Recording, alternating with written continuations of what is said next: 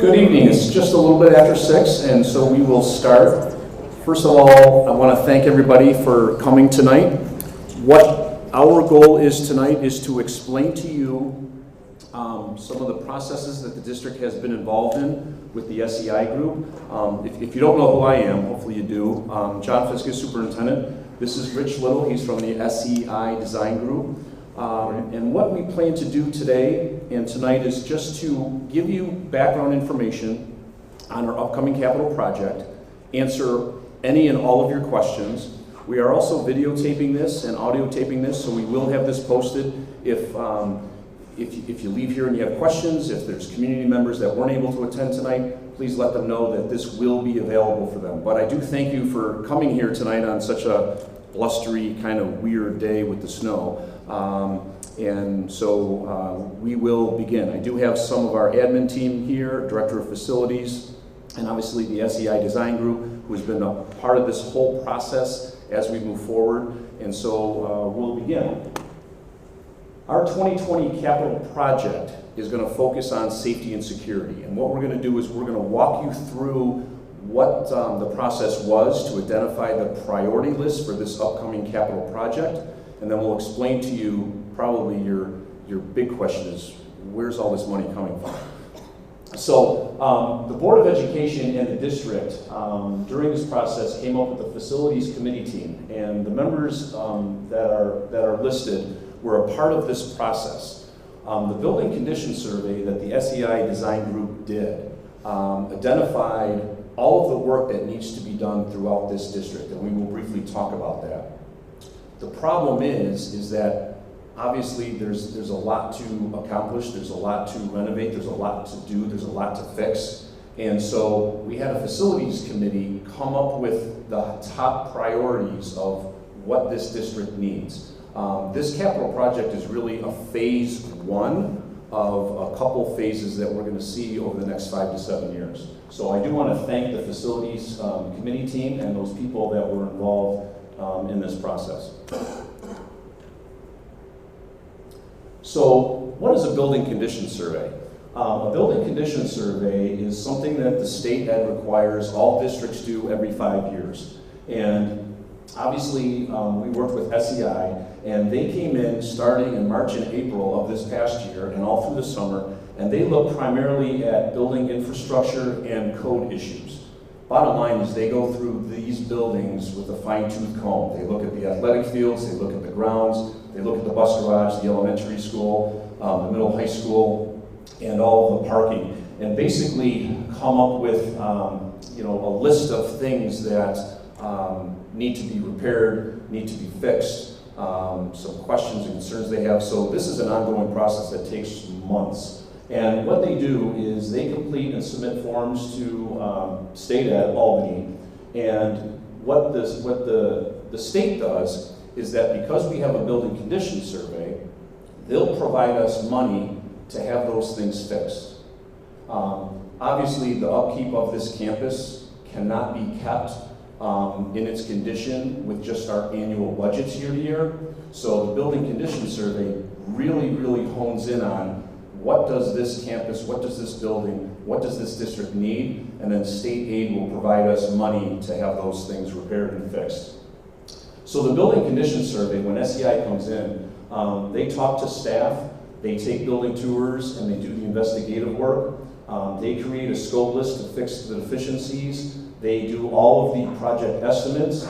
We review the key documents. They look at the floor plans and photos, and then they do special studies and reports, which we will get into shortly. So Rich is going to kind of thumb through some of the pictures that they take, and obviously it's summertime, it looks nice in those pictures.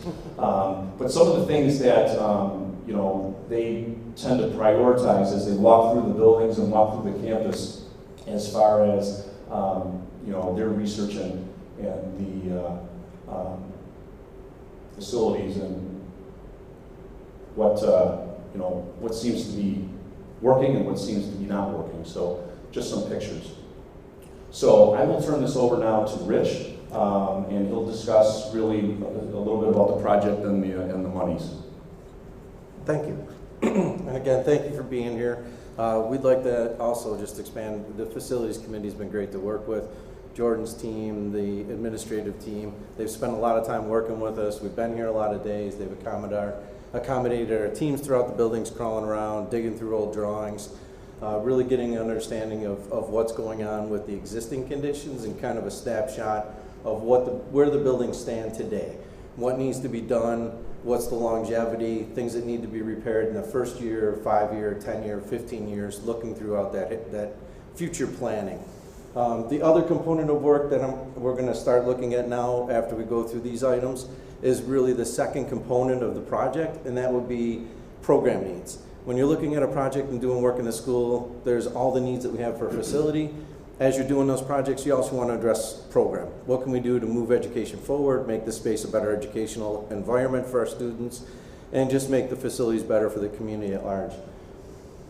Once we've gone through and done the BCS, and calculated all the needs in the facility, we were looking at roughly $28.5 million in needs. That's a huge dollar value. It's obviously more than we would want to jump into and do at one point. We've talked about it from a financial standpoint. Some of the good things the district's done, the board previously had gone out to the community and asked for a capital reserve. That established basically a savings account. Put money off to the side that'll help us offset the local share portion of the project. So looking at those costs, looking at the aid ratio of the district that the state pays us back on capital projects, looking at something in a project range that was established of about $10 to $17 million. Where we've settled in the scope that we're going to be talking about here in the next few slides is about $15.3 million. How do we prioritize them? First and foremost, we're looking at the code issues. We need to make sure that our buildings are up to code. We're looking at safety and security, the building envelope. If you noticed in some of those pictures, you see some deterioration of the exterior. Roofs were previously done, so that's been great. Now we're looking at the exterior walls, we're looking at the window systems, things that that need to be replaced because they're not functioning properly, and also going to provide us some energy savings in the buildings. End-of-life mechanical. There's a lot of equipment that was replaced 15, 20 years ago is now coming to the end. We've worked with Jordan's team, gone through the building, look at all the equipments, which ones are giving you troubles now, what do we need to replace right away, and how can we phase that throughout the projects. Electrical infrastructure, and then working with the administrative teams, and we really appreciate all the input they have. We've met with some of the other special groups that would be impacted. We've come up with program needs, and the object is to really overlay those things. Look at the total scope of where do we want to go in the future, how much of it can we get done, and when we're working on building condition needs, things with the infrastructure, we want to maximize those areas, go into them once and get the work done. And that's where we can benefit the best bang for our buck. We're going to run through, I'm going to try and just hit some highlights here. These are the list of the priorities of the work for each one of the buildings. We've got the high school, the elementary school, and transportation, high school, middle school complex. One of the big elements in the high school is the exterior windows. The window system in this building is not functioning. Some of them don't open. They've outlived their life cycle. We really want to replace that. One of the neat things about that is that the window system and the exterior envelope in large portions are all one unit. So when you replace that, there's an opportunity here to make this building look a little bit different, re-image it. There are some requirements that we have to follow. It is a historic, it is in an age that would require us to follow SHPO and historic requirements for the building. So there are a lot of objectives and things that we would have to meet once we get into that phase of design down the road.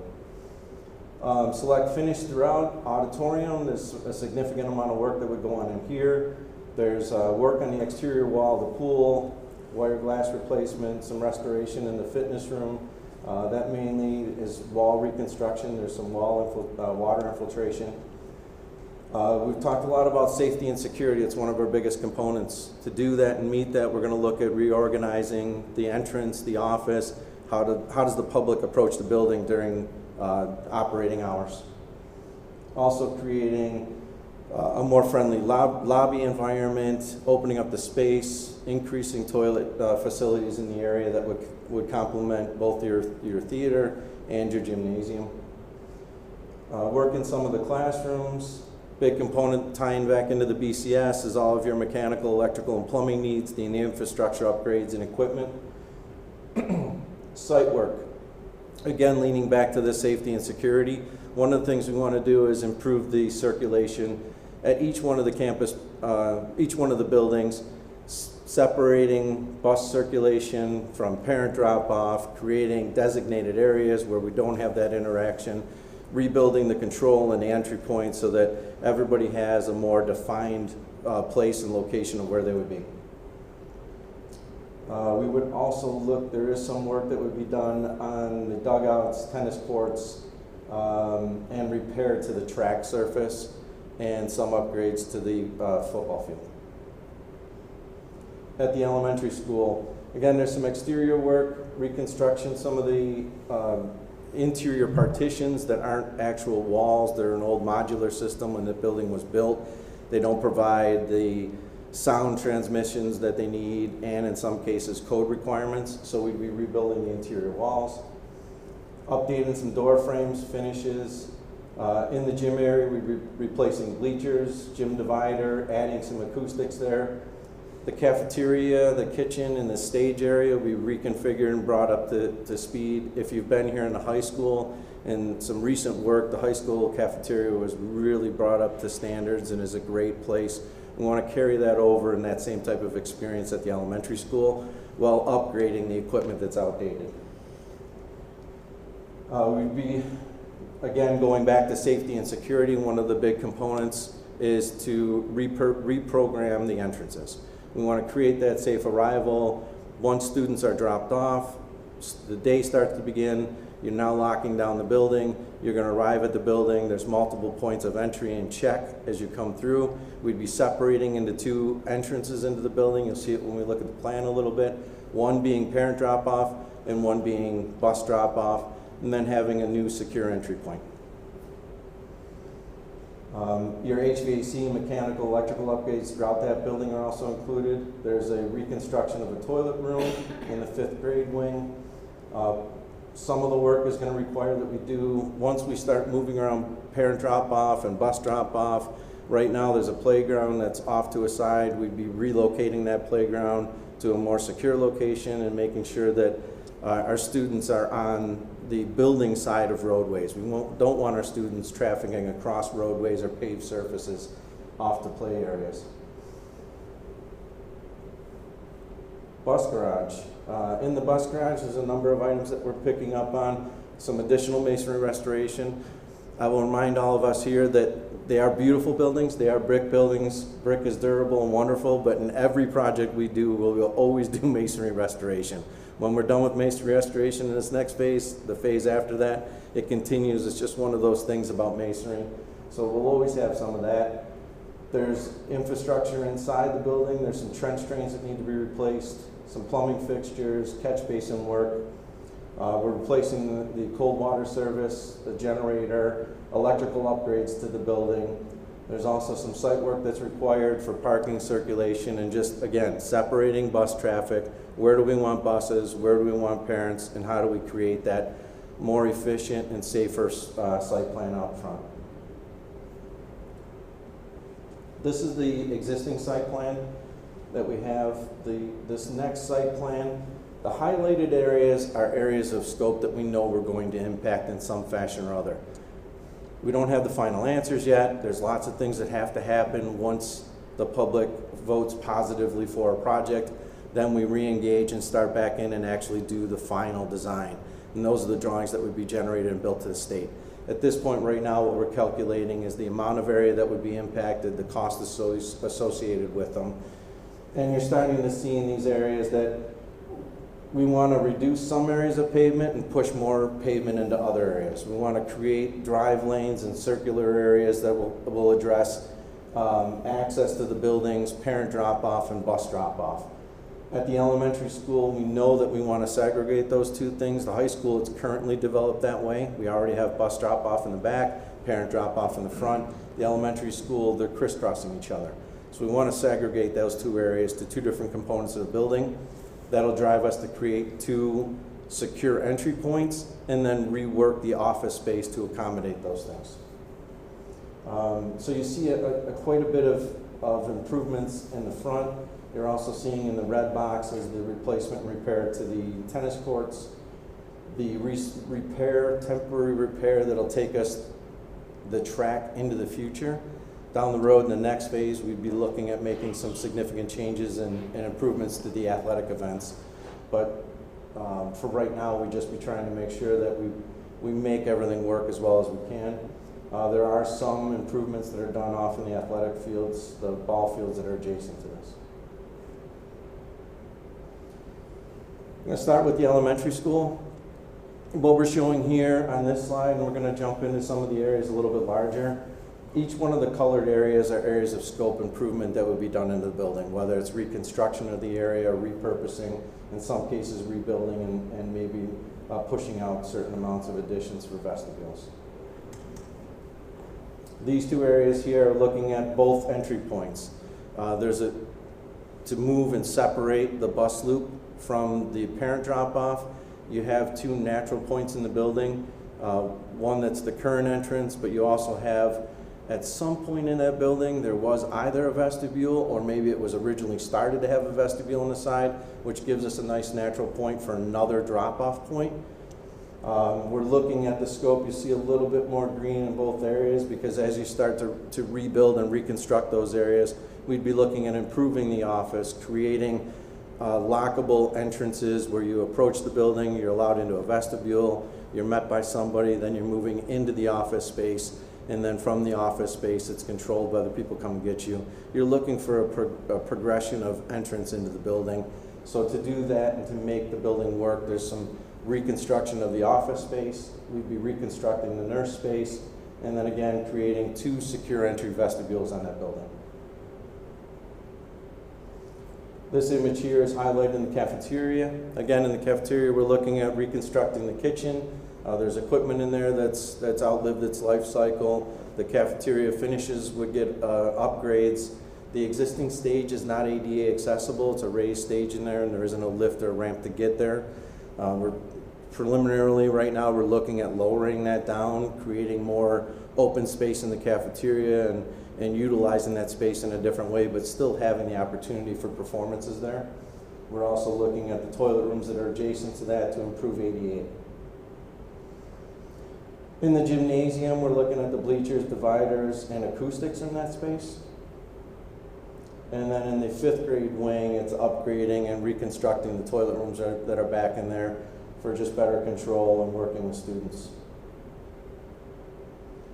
Jumping over to this building, the high school building, you notice in this area, most of the work is focused up in the front area because we're talking about safety and security and control of the building. But you'll notice if you look at the yellow highlight around the perimeter, that is where all the windows are replaced. In this building, the windows are original in most cases, correct? Jordan, I'm trying to remember that. The windows are a lot of the original windows. They're not up to code efficient, energy efficient, and the metal panel and things on the outside of the building. So there's a lot of things that can be done to improve the efficiencies of the building. So coming back to the front of the building, looking at it, you have your current bus drop-off in the back, there's a parent drop-off in the front. We're really looking at how do we reprogram this space. There's a lot of things going on right here at this entrance. How do we create that secure vestibule? How do we interact that vestibule with an office space? How is the public entered when they come into this building? So we'd be reprogramming the front entrance of the main office. We'd also be increasing the access to the auditorium and to the athletic events. There will be improvements in the auditorium itself. We talked about those before. Acoustics, there's some, the stage needs to be reworked. There's a number of things that would be dealt with in the auditorium here. And then reconstruction of the guidance suite. We're looking at repurposing some of the space that's currently open area to reprogram it back and utilize it as guidance suite, and then opening up some other areas to create more gathering space for the public and school when it functions. We talked about the windows, and then there is an opportunity here. We know that toilet rooms are a challenge in this portion of the building, so there is an opportunity to build in some new large multiple toilet facilities. that would be utilized by both theatrical or anything in the auditorium and the gymnasiums. One of the other things that will work out through this process is that during performances, we can close off other portions of the buildings and keep the public and the people that are in here isolated to the areas where they are and not wandering throughout the whole facility. I did go through that very quick. I apologize. If there's any questions, I'd be glad to go back. Does anyone have any questions or concerns about what we covered on plan items? Is there any upgrades to the lighting, like changing to LEDs, or have we done that already? Some has been done already. Any of the areas that we're working in, obviously it would be incorporated into the design, but we continue to look at where that can be beneficial across. I know, Jordan, you've already done some. Most of it. Yep. What about boiler? Is that up to code and everything and efficiency? Or? They're very recent. Boilers were. Nice project. Yep. Yeah, there's a lot of great things in the building, which, again, it's a balance. When we look at the BCS and we look at all the things that we need on needs there, the beauty is where your buildings are and the condition they're at has allowed us to also pick up and do some of these program things that are needed as well. Where we go from here? Okay. What we really want to talk about here is today, what we wanted to do is kind of bring out to the public a resolution of where we are right now. This information in the Facilities Committee will be going to the board next month with their recommendation that this is the scope, this is the priority items in the budget that we would like to recommend to the Board of Education to put out for public referendum. So really where we're at is kind of right there at the top of the cliff. You see the highlighted yellow line? That's where we are. So you kind of get an idea of all the work that's still yet to come. That red line next to it would be the vote. Once all this information is out and the public reviews it, it goes up for referendum, there's a positive vote from the community, then we really start work. That's when we come back together with all the user groups, with the administrative team, and we really take all these areas and come up with the final design and get everything out into construction documents, which would then be put out for bid, and the construction would start. You're looking at roughly 12 to 14 months just of design phase, and then probably a year and a half, 2 years for construction and a project of this size. Just kind of update everybody. These are the things that we've already done. We've created the BCS. All that work has been done. We've done some work with the community groups and stakeholders, feedback that we received prioritizing this information. We kind of worked through it once with facilities team and with our team with recommendations, and then gathered everybody together to look at how can we kind of pick through a menu of items. What is our priority? What do we need first? Referencing back to $28, $30 million in need, knowing that we can't get it all done in one scope. What could we do now and what could wait till later? We've presented some recommendations to the BCS back in November. We're looking for this out of this meeting here and what we've come to with the facilities group, again, to bring the recommendation next month. We'll be finalizing seeker. Seeker is a process where the engineering team and the legal team go and look at what is the environmental impact of this project. So that's already underway. We're going to have that finalized for the January board meeting. That'll be another item that the board has to approve before we can put this out for vote. That works with all the agencies and governing bodies that look at this work to make sure there's no impact. Vote is, so the final seeker process and approval of the board to go out to the public would be at the board meeting on January 21. The vote is tentatively scheduled for March 18th. Yes. And upon approval from the public, then the design process and SED review would begin. So again, we went through that fairly quick. If anyone has any additional questions or concerns or thoughts, we'd love to hear them. There's a lot of good things going on and some great opportunity here in the district, and we're very excited to be a part of it. John? Yeah, absolutely. So I just want to make sure I understand. So right now, we're just discussing what priorities are. The final design hasn't Yes, what we need to address now? What is the top priority? None of the designs, really what we're doing is we're earmarking the money for these projects. For example, we know one of the big things is the front parking lots in front of the elementary and the middle high school.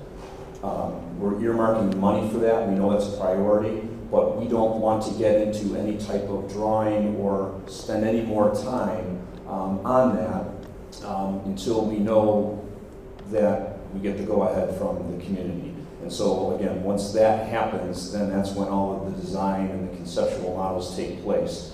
One of the things that we are going to do with the faculty and the staff here is we're going to have subcommittee groups. So when we talk about putting some construction and redoing this auditorium, we're going to be talking to the people that run the musical and the concerts, and what do you need? When we do the elementary cafeteria, we'll be talking to the cafeteria staff and the managers and the people that are in that space on a daily basis of what you need. So each and every part of this is going to have multiple designs. And once those designs really are favorable to everybody, we'll report back to the board for their approval to have that work done. But none of those sketches or none of the concept models have been created yet.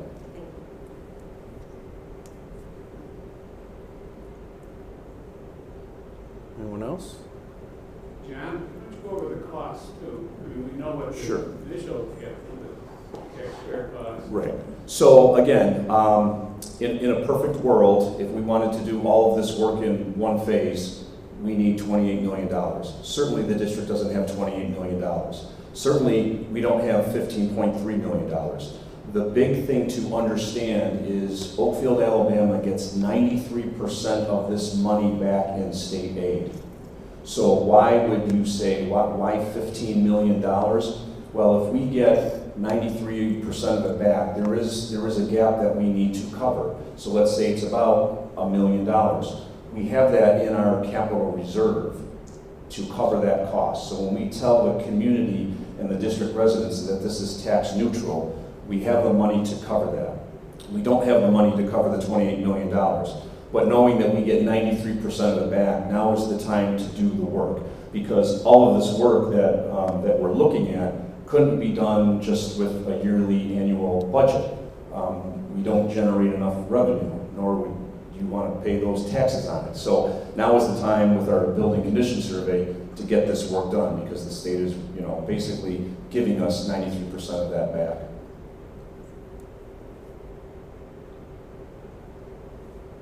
On that state aid money, is there a time window on it? Well, really what happens, it's not that we spend this money and then we get a $15 million check back. It's rolled into years. I mean, there's a lot of financial, Nicole Morosco here, she is our business administrator. She can give you the... Yeah, I can answer that for you. So, Come on up here. Yeah. we're aided over 15 years. So whatever we spend, we start to earn aid on approximately 18 months after we start. So we can start, like our last project, we started making payments to reduce our debt during the time we were still in the construction phases. So we'll be getting interim aid payments to match those in those periods of time. So they aid basically over 15 years, regardless of whether you're paying for that with a reserve fund, like we have $2 million, or if you're paying for it all financed. Mm-hmm. So that doesn't matter.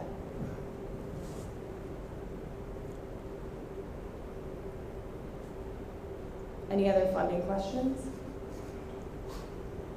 The other thing about our state aid ratio, we have an enhanced building aid ratio. So they haven't come out with the state aid runs yet this year. Usually we get aid runs, so we compare what we budgeted to what we're actually going to be getting, because there's a little bit of an estimation there when they give you aid runs from the prior year for your building aid, because those ratios do change depending on a couple of factors. So your wealth ratio, your attendance, a bunch of things go into that. So we don't know for sure yet. 92.4% is going to be our aid ratio, but it's going to be it hovers somewhere around that range. Bill? Looking at the scope of this project and knowing that the student population is decreasing continually, what in this project is going to qualify it for state aid? Because I don't see where you're doing anything to enhance the learning areas for students, and that's what generates your aid. That's where you get your pupil aid units in. And that's what generates your aid so that you can do the other infrastructure work. Ted, you want to join in on this? Ted Mountain is one of the principals at SEI. How you doing? Basically, we are eligible for aid in any part of the building that exists right now. So, despite the population of the building, as long as we're renovating internal space inside the footprint, it is fully aidable at the 93%. If we build additions, or if we have buildings outside in the field areas that are non-educational, those would be non-aidable.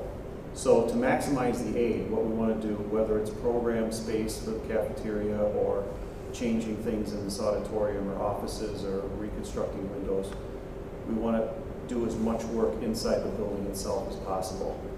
And then the state provides the aid at the 93% for that. The state calculates every 5 years, there's a reoccurring calculation called MCA, the maximum cost allowance. And every district across the state, every 5 years gets a bite at that apple. They can go back and do work. So that's the state's vehicle by which you can upgrade your buildings and work within the area. There will be work done in some of the classroom areas, but it's in this phase, it's mostly the envelope of the building, which will have direct impact on each one of the classrooms. Specifically at this building it will. And I'm sorry, I lost my train of thought there. So you are working in some of the classrooms, but in future scope, we would pick up more of it. Very good. Did that answer your question, Bill? Okay. We could talk further about it offline if you want.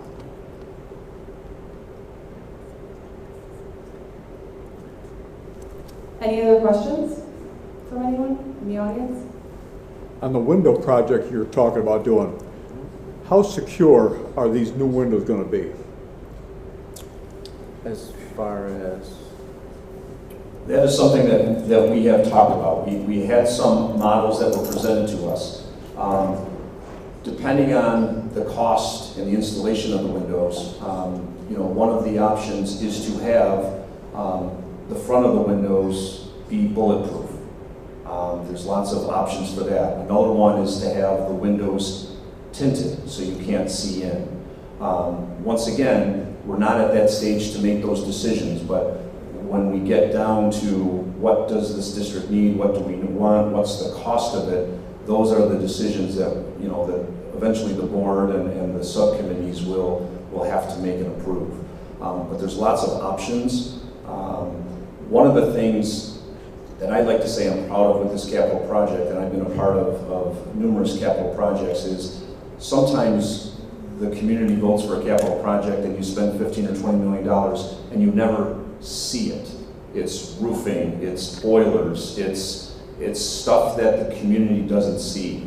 This project is going to change the face of how these buildings and this campus looks. One of the things that I'm very proud of in some of the models is to redo this front entrance and to really put some branding on it. It has some atrium space. We want the middle high school entrance to be over here because that is the front of this building. It's not over here.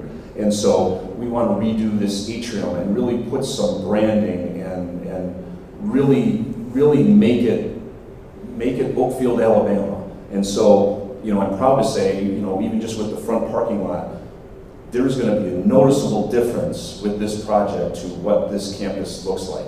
And we're on a busy road here, and that's what pleases me about this project. And I know it was important to the facilities committee. and then eventually in phase 2, working on some of the athletic fields. But a lot of this work, the community is going to see.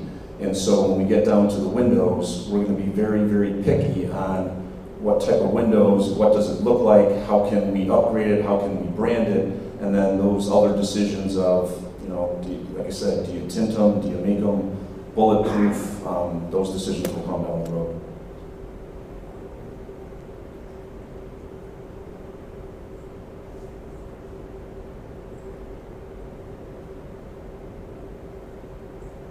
Okay. Does anybody else have any other questions?